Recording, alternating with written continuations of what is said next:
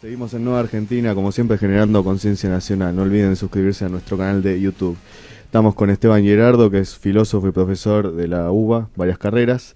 Estamos hablando del tema de la sociedad de la excitación y el hiperconsumismo, y sobre todo del tema de las redes sociales, también un poco del tema virtual. Vamos a hablar en este bloque de teclear, no actuar, y cómo el mundo virtual evita construir comunidad. Pienso, por ejemplo, en la cita de Byung-Chul Han, que en un artículo escribía que el problema no eran las redes sociales, dice, sino su exaltación del individualismo y del narcisismo. Y dice, en la medida en que estemos ensimismados y no integrados al otro, la revolución será imposible. Para ello, habría que generar proyectos conjuntos, hacer comunidad, pero no de seres iguales, sino una comunidad de seres libres que piensan y proyectan un futuro común. ¿Qué te parece? Bueno, la desaparición de la comunidad es un tema que atraviesa la historia de la humanidad. Es decir, el capitalismo quizás a nivel psicológico ha reforzado ese individualismo que tiende a replegarse en sí mismo y a perder esa valoración del lazo colectivo, del lazo comunitario. Obviamente que este es otro aspecto de lo que facilita el mundo digitalizado.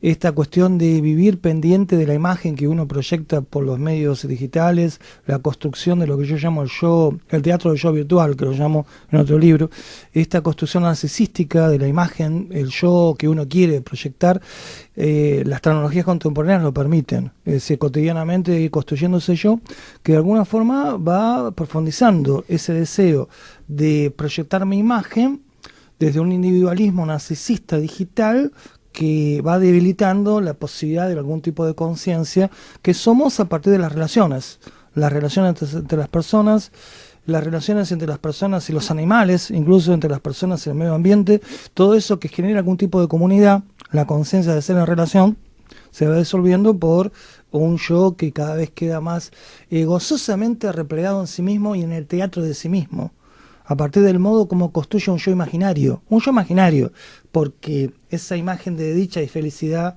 que construye el yo por las vías digitales generalmente está destinado en algún momento a colisionar con la realidad. En la realidad en la cual, a pesar de que cambian las épocas y las tecnologías, hay una condición humana que siempre permanece, que tiene que ver con que los humanos somos seres siempre vinculados con el miedo, con el vacío, con el temor a la muerte, con la angustia, la imposibilidad de comunicarnos, de trascender nuestra propia soledad. Por lo tanto, la construcción del yo imaginario, del narcisismo digital contemporáneo, no va a poder suprimir esa realidad existencial de base que en algún momento va a volver o va a eclosionar y va a demostrar que todo eso es una fantasía, la del individuo que se autoidealiza o construye una imagen virtual de sí mismo, y en toda esa operación de fracaso del individuo narcisista se va profundizando esa imposibilidad de cultivar otro tipo de conciencia, la conciencia del yo en relación con los otros y a partir de algún tipo de comunidad real, que no sea solo la comunidad de compartir cierta adversión, odio hacia algo determinado, sino una comunidad que tiene que ver con una conciencia de que somos parte de una especie con necesidades y vacíos y angustias comunes. Este yo virtual, que en Argentina vamos a llevarlo a un plano más político, se puede ver desde un punto de vista del yo me salvo solo. Por ejemplo, este consumo que vamos también a llevarlo a lo político, que se ve en un consumo de elecciones también, ¿no?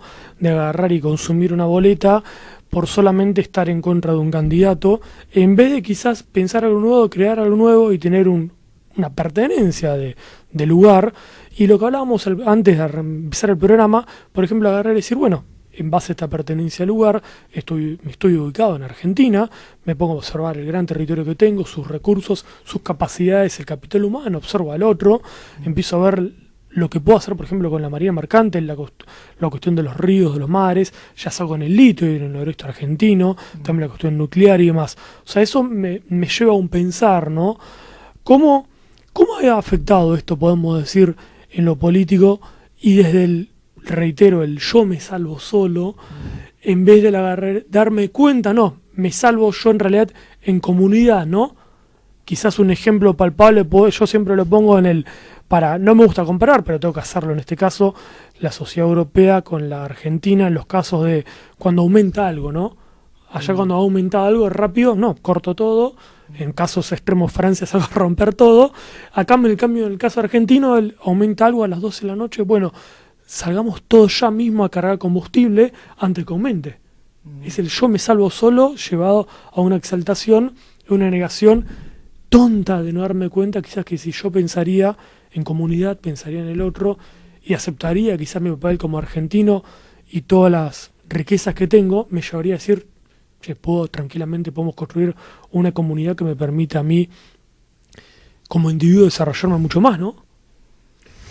Sí, acuerdo totalmente. Ahí es darle un poco un protagonismo a la actitud de pensamiento personal que busca informarse y elaborar una postura propia, con la posibilidad de que cada individuo, cada ciudadano sea consciente de que lo social es una dimensión fundamental para que la propia realización individual se pueda plasmar. Y cuando hay abusos por parte del poder económico, generar por lo menos una comunidad de la resistencia frente a esos abusos, que es un poco la diferencia que vos te llama la atención respecto a las sociedades europeas, y que algunos europeos que han visitado Argentina en las últimas décadas lo observan, que cualquier tipo de aumento de precios, por ejemplo, en una ciudad europea en general, genera por lo menos un mecanismo de asociación o de comunidad en la resistencia.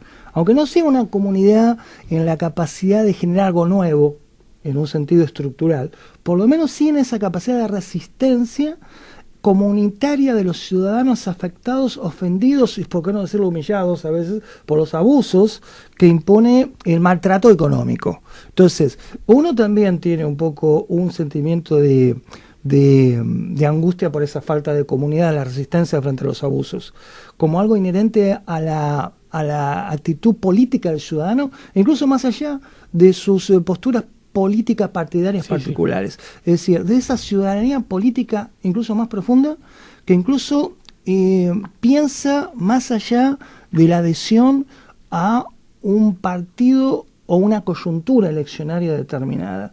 Esa ciudadanía política que ve que hay una amenaza continua a su libertad, a su derecho al desarrollo material, a la necesidad de una mayor distribución justa de la riqueza, desde el lugar de ese ciudadano político activo, después puede elegir por una orientación política determinada, para sentirse representado. Pero quizás es importante que el ciudadano sea activo antes de su adhesión a un colectivo determinado, sino que desde una postura de reflexión propia para filtrar la información, desde una mirada, desde la sospecha, desde la búsqueda de tener un juicio personal sobre toda la información que recibimos, ser consciente que esa información o esa decisión personal tiene que estar orientada hacia algo que permita que los individuos se realicen desde algún tipo de comunidad o lazo colectivo, que no depende únicamente que sea avalada por un partido político determinado, sino de la postura del ciudadano político activo, crítico, que usa la gran cantidad de información para estar más informado y más elaborar su postura personal de adhesión o rechazo de una realidad determinada. Es que mismo la discusión política, creemos que nosotros lo hemos criticado mucho en este programa, cuando nos molesta mucho cuando se dice la política divide, ¿no? La discusión política, el tema que hoy se ha corrompido absolutamente porque es solamente electoralista. Claro, no es que es una discusión política griega que estamos, reitero, nos sentamos a ver qué país tenemos, qué territorio tenemos, y si lo que estamos hablando al principio, si es la mayoría mercante podemos generar, por ejemplo, en los ríos y mares. ¿Quién puede estar en desacuerdo con eso? O sea, eso creemos en la discusión política que se ha dejado de lado por esta falta quizás de pertenencia al lugar del argentino, ¿no? Esperando a que lo salve otro o solamente pensando que su rol como ciudadano es solamente ir y poner un voto en la urna y ya está. Bueno, yo coincido absolutamente con eso que decís vos, Alejandro. Incluso, modestamente, en el libro La sociedad de la excitación, hay un capítulo donde hablo de cosas muy parecidas a lo que vos sugerís, pero a partir de hacer incluso una conexión entre arte y política. Porque justamente yo adhiero bastante a lo que es la Escuela de Frankfurt, que es una escuela de filosofía neomarxista vinculada con autores como Horkheimer, Adorno, que defendieron el poder político en el sentido amplio de una conciencia política crítica, más allá de tu adhesión a un partido político determinado o a una coyuntura eleccionaria, como decíamos, que es un poco la política casi en el sentido clásico griego, la política en un sentido mayor, es decir, el individuo político que encuentra la posibilidad de elaborar su postura propia sin necesidad de estar avalado por una estructura mayor. Desde una conciencia política propia se puede llegar incluso por el arte, donde por ejemplo el Guernica de Picasso te plantea todo una empatía frente a los sufrimientos del arte que te lleva a la necesidad de lo político para superar el sufrimiento provocado por la situación de violencia y guerra que Picasso manifiesta en el Guernica. Fue una situación de la guerra civil española y la violencia producida por este hecho y un fracaso de lo político en su momento que generó las condiciones para la masacre entre los españoles, para esa violencia colectiva que Picasso lo manifiesta simbólicamente por el Guernica, pero que nos habla de una necesidad, de una política grande, una política mayor, que siempre reaccione frente a la violencia que destruye al humano y que genere una empatía respecto a ese sufrimiento y una política mayor donde importa que el individuo se desarrolle en comunidad desde una conciencia de los propios recursos, de la propia geografía, de la propia historia, desde un reclamo de una superación de toda la violencia que se abate sobre los individuos, más allá de lo que los propios partidos nos pueden proponer. Claro, es un poco también recuperar esa conexión profunda del ser humano entre arte y política. Es un poco la propuesta también de Nietzsche cuando decía yo sufro porque la flauta de Dioniso no se está tocando. Claro. Que es un poco lo que, en ese sentido Dioniso es lo que decía, vamos a barrer un poco con ciertas estructuras que hasta ahora nos servían más de jaulas que de vías, sí. Y encontrémonos más en comunidad. Creo que era un poco eso, esa propuesta también. Pasa que ahí... por ejemplo, lo que vos planteabas, que estoy absolutamente también de acuerdo, que obliga al individuo, cuando tiene un rol de pertenencia al lugar, y sus propias ideas, o por ejemplo, un argentino que tiene, digamos, en claro que su país podría tener una gran marina mercante, podríamos generar una gran industria con el litio, nuclear, y que podríamos realmente generar trabajo para 100 millones de argentinos, seguramente obliga a los políticos a que, o sea, no va a votar, digamos, a un político que no diga esa propuesta, ¿no? Claro. O sea, va a tener bien consciente qué político va a votar y no en cambio estar esperando, vuelve a mismo un salvador para después ya sea echar culpas, sino va a echarse mismo la culpa, decir, bueno, votamos a este, en vez de decir, vos lo votaste, decir, no, del otro lado, bueno, yo lo permití que se lo vote, ¿eh? O por otro lado, sí, yo lo voté a este, decís, pero ¿cómo llegó, no? ¿Cómo llegaron estas personas al poder? Y cómo hace décadas no cumple Argentina, pareciera su destino o no se desarrolla un futuro en común. Bueno, yo lo traduciría todo lo que vos dijiste con la necesidad de un nacionalismo económico, desarrollista y productivo como una fórmula de desarrollo para todos los individuos, donde cada individuo, si realmente busca desarrollar su libertad en la interpretación de la información, no puede aceptar una información que niegue ese desarrollo colectivo desde lo económico y lo productivo a partir de aprovechar los propios recursos de la propia geografía. Es decir, en Argentina concretamente hay una necesidad de ese tipo de nacionalismo económico, ojalá que ahora se plasme, que ahora se realice, tenemos una expectativa de eso, pero es un ejemplo de cómo el individuo que mantiene celosamente su propia interpretación política puede encontrar también en lo que es una respuesta colectiva el único camino para que el individuo se desarrolle en convivencia con los otros desde un entramado colectivo, no solo en la unión con los otros y no solo del egoísmo individualista, sino también en la relación con la geografía propia, con esos recursos que hacen a nuestra posibilidad de desarrollarnos desde individuos que piensan de forma crítica y propia, pero que entienden que el desarrollo es solo en relación, solo en comunidad, que es un poco el tema central del programa, ¿verdad? Claro, que eso es la vida mayor. Claro. Exactamente. También todo tiene que ver el tema del consumo, por ejemplo, el show virtual. Hablabas del show virtual y para finalizar un poco, ya que estamos quedando sin tiempo, pero el tema del show virtual a veces se quiere separar del show real, en el sentido de que circunscribimos lo virtual a lo que es puramente de redes sociales, y en realidad virtual puede ser muchas más cosas que tienen que ver con lo real y con la vida en comunidad. Sí, bueno, Yo hay un libro que se llama Mundo Virtual, que es el anterior a esto, donde trato de desarrollar el concepto virtual más allá de lo virtual como el mundo digital, el ciberespacio y demás, donde al fin de cuentas lo virtual es la capacidad humana para hacerse una representación virtual de algo. El arte, una bandera como representación virtual de una nacionalidad. El ser humano siempre ha construido virtualidad, que es una forma de representarse algo que no está directamente presente, que solo está de forma virtual. Eso ya empezó con el arte de las cavernas, donde los bisontes que los cazadores querían cazar estaban representados virtualmente dentro de las paredes de la caverna.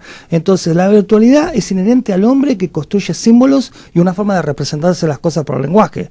Lo que ocurre es que en el mundo contemporáneo lo virtual lo reducimos a lo virtual como sinónimo de virtualidad digital, donde se pierde un poco la comprensión de nuestra condición simbólica, que podemos generar símbolos para relacionarnos con la realidad, donde los símbolos que producen representaciones virtuales van más allá de lo virtual, reducido a la vida digital, digamos. Finalmente se termina, pareciera, cayendo en el, si no me gusta voy rápidamente al otro, o sea, en un blanco-negro, en vez de agarrar y desarrollar uno propio un pensamiento, que creo que uno puede estar en desacuerdo o no en acuerdo con un partido político, pero siempre lo que hemos criticado mucho es, si no me gusta esto, no caer en el burdaje de, voy al otro, voy a lo contrario, como si eso pasara a estar bien, en vez de agarrar y plantearme yo mismo como individuo y pensar y decir, bueno, o sea, desarrollar algo propio. Creo que eso consumismo lo que más ha atacado es ese aspecto, ese pensamiento de crear, ¿no? Sí, exactamente, de desarrollo de las diversidades individuales, porque el modo consumista de vida o hiperconsumista de vida justamente lo que necesita es la homogeneización. Necesita que nuestro deseo se vaya modelando de una forma muy parecida para desear lo mismo. Y para no ser conscientes de que ese deseo homogeneizado, donde todos queremos lo mismo, es una anomalía, es una distorsión respecto a la capacidad creadora del ser humano, que justamente está por el hecho de crear cosas distintas y crearse de forma distinta. El consumismo necesita de que el deseo nos iguale, que todos decimos lo mismo y por lo tanto ahí perdemos nuestra capacidad de crear diversidades. Te agradezco mucho, Esteban, por haber venido. Fue la verdad un programa que se me pasó más rápido de lo que no se lo suele pasar los programas, que siempre vuelan, pero en este caso más aún, lo disfruté mucho, la verdad me sentí muy bien porque fue una charla que a veces es la charla que uno siempre espera tener sobre pensamiento, sobre filosofía, sobre temas que son realmente importantes, que nos hacen... Filosofía y política, filosofía unión. Y política, por supuesto, la unión que puede hacer que vivamos mejor en comunidad. Así que muchas gracias por venir, gracias Laura también. Los invitamos de ya a comprar el libro. La sociedad de la excitación, del hiperconsumo, el arte y la sanidad, Editorial Continente. Yo les agradezco mucho por... ¿Dónde se consigue, Esteban? En todas las librerías principales, sí, creo, sí, Hernández, Galerna, Cúspide, y además en Mercado Libre también. Por supuesto. Así que los invitamos a adquirir el libro y bueno, nos vamos despidiendo. Nos vemos, Ale, la próxima. Nos vemos la próxima, Lucas. Hasta luego.